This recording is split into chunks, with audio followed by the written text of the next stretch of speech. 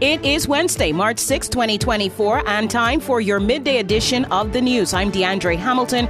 We've got the stories that matters most, a Magnetic Media production. There's only one place in Providenciales where you can really feel your duty-free savings, and that's at Sam's Club on Leeward Highway. Duty-free bread basket items on top of Sam's Club already low prices? We ask some shoppers why shop Sam's Club. My darling, I love it, and I just come for kids thing. You have your better prices and better deals. Oh, noodles, wash, goods, and vaccine oil, you name it, it's in there. Everybody's trying to work on a budget nowadays, so we drive the extra drive to stretch our dollars. Toilet paper, hand towel, laundry detergent, those are the things that you can't find in the other stores at a reasonable price. If you're not shopping at Sam's Club, you're paying too much.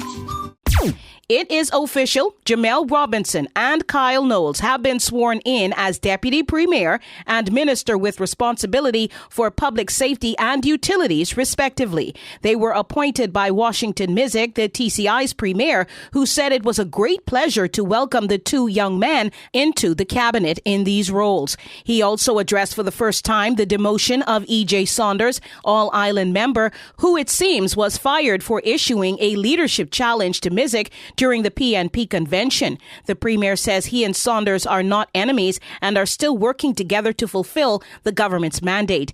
Washington Mizik also reassured residents that they would still see the former deputy premier working hard in the administration. As for Jamel Robinson, he continues to hold on to his PPID, or Physical Planning and Infrastructure Development portfolio.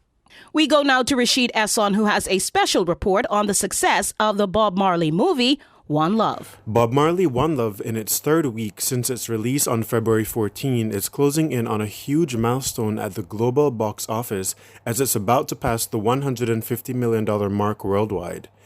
Domestically, the film has generated $82 million and $63 million overseas, totaling a growing $146 million. This past weekend alone, it generated $7 million domestically and nearly $9 million internationally.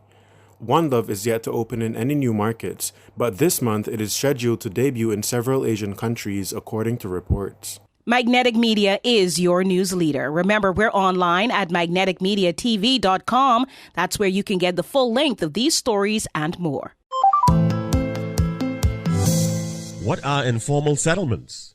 The short and simple answer is that an informal settlement is any area comprising illegally built structures, but the reality is far more complex than that. For more information, visit our website or follow our Facebook and Instagram social media pages. www.isutci.com. A name has been shared by residents identifying the 8th murder victim of the year for the Turks and Caicos only as Butler, a TCI Haitian who was only 22 years old. Retaliation is the possible motive according to those close to the case. A visceral reaction from residents to the killing has surfaced, with islanders begging now for help from their members of parliament needing a sense of safety. Up to now, no police station, poor lighting along Pratt's Road and other areas. Still not investing in more and better CCTV cameras. Lack of police presence and patrols throughout the community is what one person pointed out to Magnetic Media, but it is a common refrain. And there are others who say they expect more from the Commissioner of Police, acting or not. We are told Butler had just started employment at Waimara Resort and was not even past probation. As for Waimara, our reporter Wilkie Arthur was escorted off the property.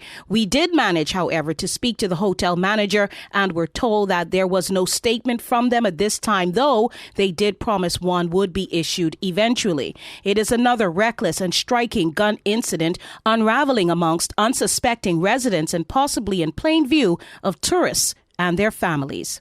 The Fortis TCI National Science and Technology Fair, featuring 4 exciting competitions, opened in earnest today in commemoration of Education Week. Events include the Fortis TCI National Primary School Science Quiz, with 9 schools competing for the championship, the grand finale of the high school debate between Holy Family and Maranatha Academies begins soon at 1 p.m. and tomorrow it's the National Science Project and National Science Poster Competition at the Gus Lightburn Gym, with the public welcomed in by about 1 p.m.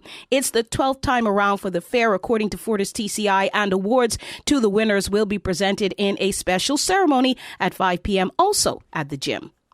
Magnetic Media has the news that matters most. The National Health Insurance Plan has over 37,000 contributors. That's 37,000 of us working together to take care of one another. Your contribution ensures my wife and unborn child gets the prenatal care they deserve. Your contribution helps me to afford my medication. Your contribution has helped my loved one receive treatment during their untimely emergency. Your contribution gives my family peace of mind. So thank you for your contribution. This message has been brought to you by the National Health Insurance Board, building a healthy nation, one person at a time. In the latest analysis of food security in Haiti, around 7.8 million people were estimated to have insufficient food consumption in February, which indicates that the situation deteriorated again after a slight improvement observed in January 2024. Alongside gang warfare and the death of breadwinners, contributing to food shortages is the abandonment of cropland.